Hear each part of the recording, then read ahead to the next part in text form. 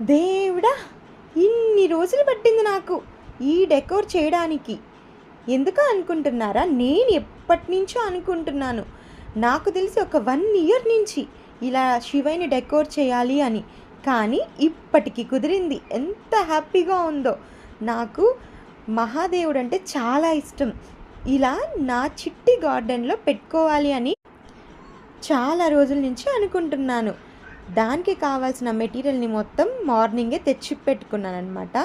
So దాన్ని ఒక్కొక్క పార్ట్గా divide చేసి చేస్తూ వచ్చాను. ఇంకా ఆ బాస్కెట్ మొత్తానికి యాక్చువల్లీ నిజానికి ఎల్లో పెయింట్ మొత్తం వేయాల్సింది. కాకపోతే అది ఆరేలోపు నేను మళ్ళీ ఆ పార్ట్ కూడా పెయింట్ ఆరడానికి టైం పడుతుందిగా. సో అందుకని అది నేను ఫిల్ చేయలేదు. ఇంకా నా దగ్గర చిన్న చిన్న కలర్ స్టోన్స్ చాలా ఉండినాయి, కానీ అవి ఎక్కడో మిస్ అయిపోయాయి. సో అవొక్కటి లేకుండా శివయ్యని ఒక్కటి అలా పెడితే బాగోదేమో అని అనుకుంటూ ఉన్నాను.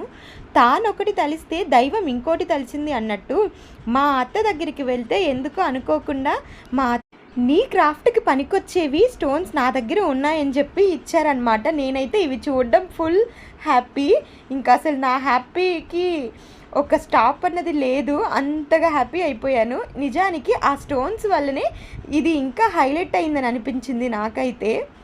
ఎంత క్యూట్గా ఉన్నాడో కదా శివయ్య.